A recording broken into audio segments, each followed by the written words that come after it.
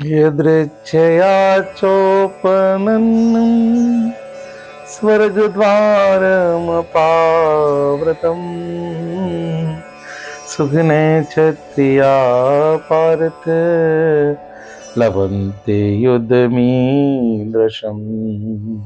श्री कृष्ण अर्जुन को कह रहे हैं, हे पार्थ, अपने आप प्राप्त हुए और खुले हुए स्वर्ग के द्वार रूप इस प्रकार के युद्ध को भाग्यवान क्षत्रिय लोग ही पाते हैं।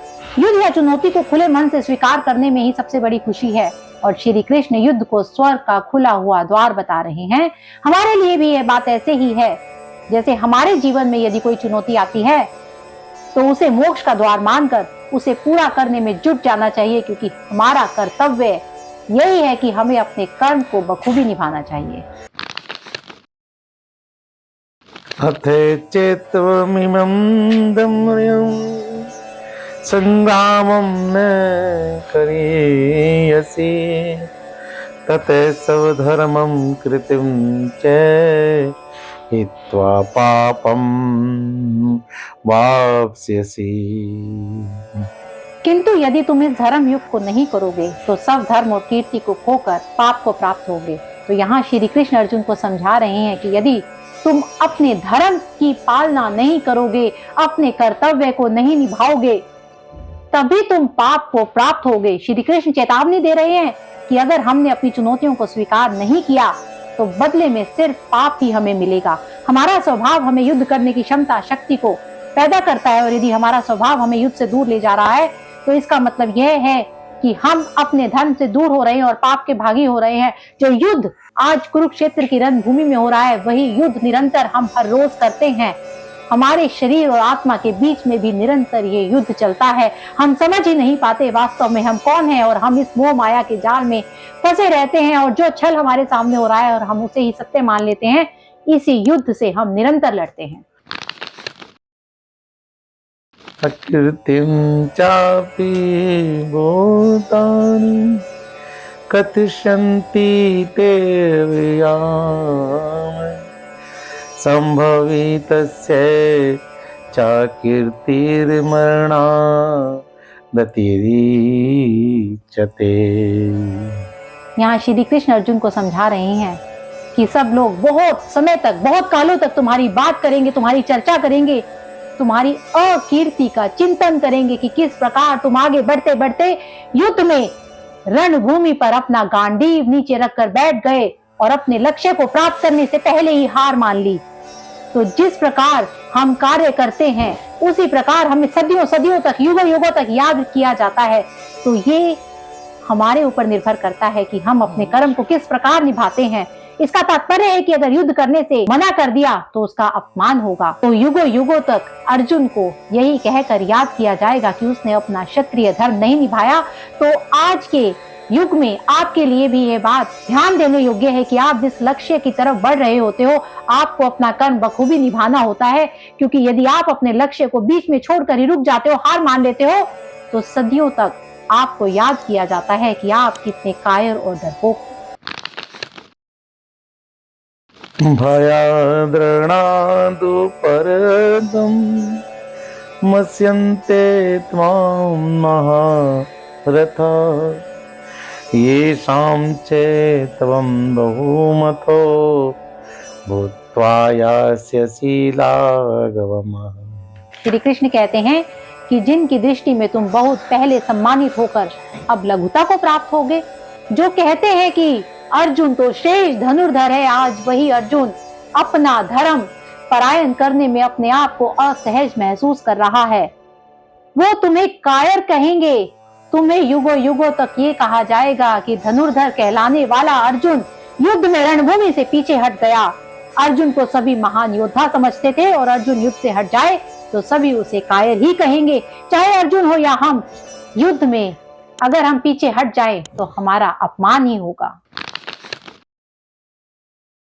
अवच्यवादाश्च बहुन वदिष्यन्ति तव हिताः निदन्तस्तव सामर्थ्यं ततो दुक्तरम नो किम। आपके जो शत्रु होते हैं वो तो हमेशा यही चाहते हैं कि आप कुछ करने से पहले ही हार मान लें, ताकि उन्हें आपके साथ सामना ही ना करना पड़े। आप अगर ऐसा करते हैं तो आप भगोड़े कहलाओगे और आप सामने वाले को मौका दे दोगे। तो हे अर्जुन, तुम्हारे बैरी तुम्हारे सामर्थ्य की निंदा करते हुए तुम्हें बहुत से ना कहने वाले वचन भी कहेंगे, उससे बड़ा दुख होगा। और क्या होगा? आज अगर आप कोई व्यापार करते हैं, मार्केट में आपका कोई कॉम्पिटिटर है और उसी कॉम्पिटिटर में आपका कोई अपना उनके साथ जा खड़ा होता है, तो आप क्या करेंगे? आप उस काम को करने से मना कर देंगे। आपके कॉम्पिटिटर तो यही चाहते हैं कि आप ना करो। वो तो आपको गिराने के लिए लाख कोशिशें करेंगे और उनकी ये कोशिश कामयाब हो जाएगी जब आप खुद को कायर बना लोगे और खुद ही अपने कदमों को पीछे खींच लोगे। तो आज अर्जुन वही कर रहा है। तो श्री कृष्ण उसको क्या समझा रहे हैं कि अपने कर्तव्य का पलायन करो, धर्म की राह पर आगे बढ़ो। हे अर्जुन, युद्ध करो। हतो वा प्राप्यसि स्वर्गम जित्वा वा भोक्ष्यसे महीम् तस्मादुत्तिष्ठ कौन्तेय युद्धाय कृत निश्चय।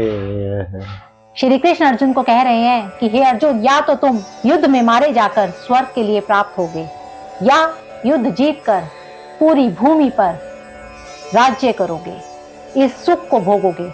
तो हे अर्जुन, तुम युद्ध के लिए निश्चय करके खड़े हो जाओ। तो आज क्या होता है हमारे साथ भी, जरा सोचिए।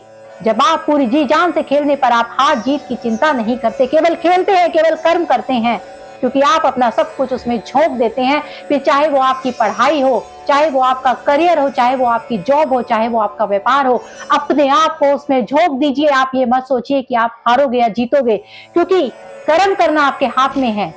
अगर आप जीत जाओगे तो सक्सेस हो जाओगे, और हार जाओगे तो भगोड़े नहीं कहलाओगे।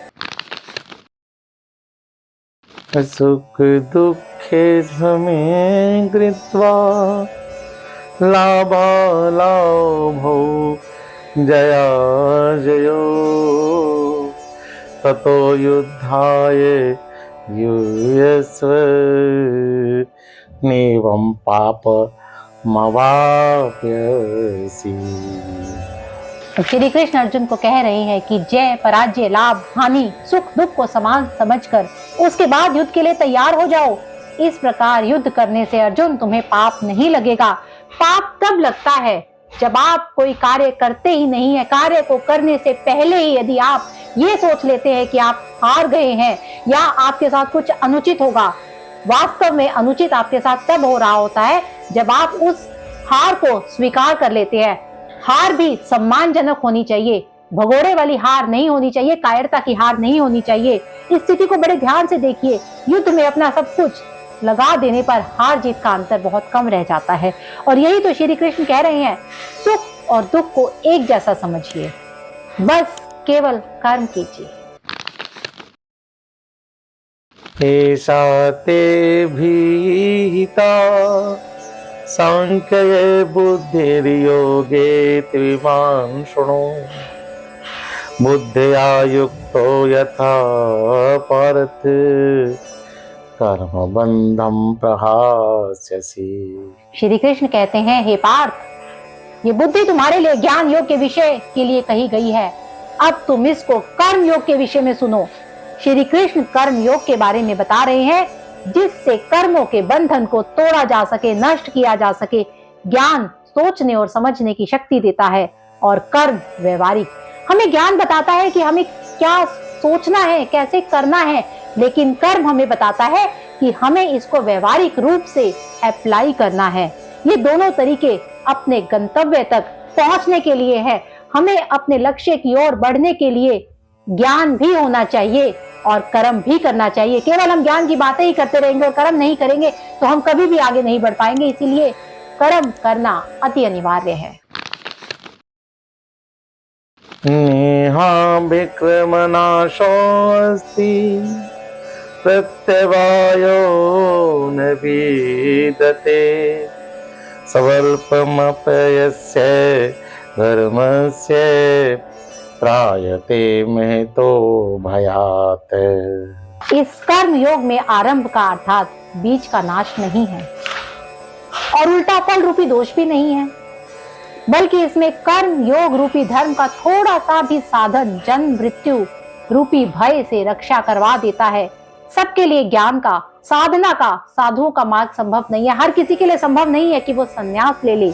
हमारे जैसे अधिकतर लोगों को कर्म योग अपनाना चाहिए, और श्री कृष्ण को वही लोग प्रिय होते हैं जो गृहस्थ आश्रम में रहते हुए अपने कर्म योग पर निरंतर आगे बढ़ते हैं। अगर कर्म योग को समझकर हम सब उस पर चले तो हमें अपने जीवन में कभी निराशा नहीं होगी। अगर इस कर्म योग को हम थोड़ा सा भी समझ लें तो हम जन्म और मृत्यु के चक्कर से बच जाएंगे।